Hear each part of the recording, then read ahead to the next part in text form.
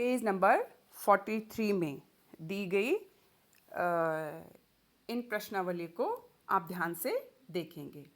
ठीक है, इसमें आपसे पूछा गया है, क्या तुमने भी बहुत सारी किताबें एक साथ देखी हैं? देखी हैं? हाँ, देखी हैं। अब वो पूछता है कहाँ देखी हैं। इसमें देखिए दो प्रश्न हैं। क्या तुमने बहुत सी किताबें एक साथ देखी हैं? तो हाँ लिखिए, और ना तो नहीं लिखिए। लेकिन आपने देखी हैं, इसलिए आप क्या कहेंगे? हाँ, देखी हैं। फिर अगला प्रश्न है कहाँ? तब इस प्रश्न का उत्तर लिखेंगे आप पुस्तकालय में। कहाँ देखी हैं? पुस्तकालय में। किसके पुस्तकालय में? विद्यालय के पुस्तकालय में। विद्यालय के पुस्तकालय में। ओके। अब वो पूछ रहा है तुम्हारे बस्ते में भी बहुत सारी किताबें होंगी, उन सभी किताबों में से तुम्हारी मनपसंद किताब कौन सी है? तो आपकी बैग में, है ना, कौन कौन सी किताबें होंगी?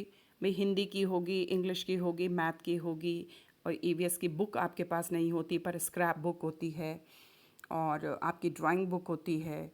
तो ये कौन कौन सी किताबें आपके बैग में हैं, और उनमें से आपको कौन सी पसंद है? हिंदी पसंद है तो हिंदी का नाम लिखिए, और आपको अपनी बुक्स के नाम भी पता होने चाहिए कि हिंदी की बुक का नाम क्या है? रिमझिम भाग 2।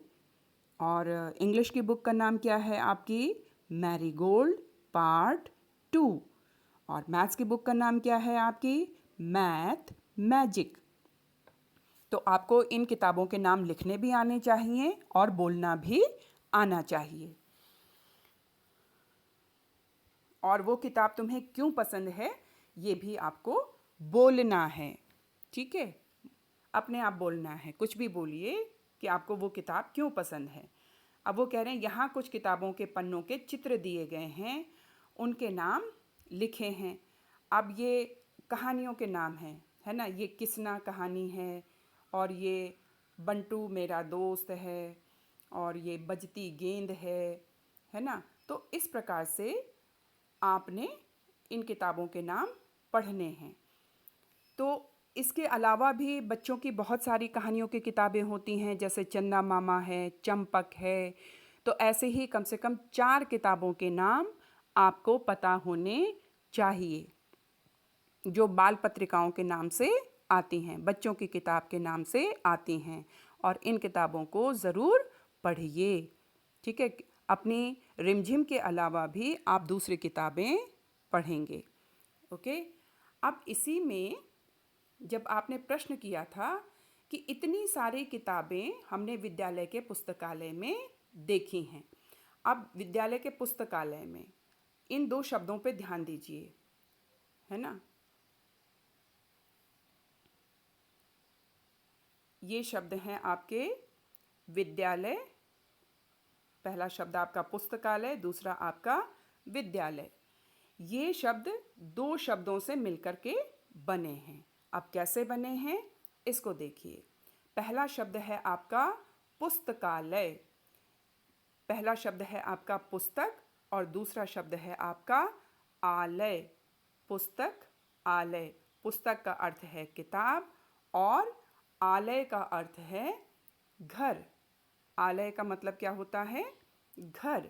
इसका मतलब किताब का घर। तो हम किताब का घर नहीं बोलते हैं, बोलने में हम क्या कहते हैं?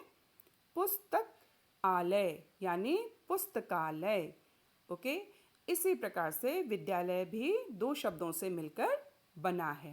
पहला शब्द है इसका विद्या। पहला शब्द है विद्या, दूसरा है आलय। विद्या मतलब ज्ञान। विद्या मतलब ज्ञान। और आलय का मतलब तो आपको पता ही है, घर। आलय मतलब घर। ओके। तो विद्यालय का मतलब है ज्ञान का घर। ज्ञान का घर। इसी ज्ञान के घर को हम क्या कहते हैं? विद्यालय। क्या कहते हैं? विद्यालय। किसको कहते हैं विद्यालय? ज्ञान के घर को। और इसी प्रकार से तुम अन्य शब्द भी खोजो और उनका अभ्यास करो। जैसे एक शब्द मैं आपको और देती हूँ, देवालय। ठीक है, देवालय का मतलब, देव का मतलब भगवान, आलय का मतलब घर। तो देवताओं का घर, यानी देवताओं के घर को हम क्या कहते हैं? मंदिर। ओके, तो इस तरह से आप और शब्दों को खोजिए और अपने मम्मी पापा के साथ बैठ करके इस शब्द खेल का मज़ा लीजिए। ठीक है? Okay, thank you.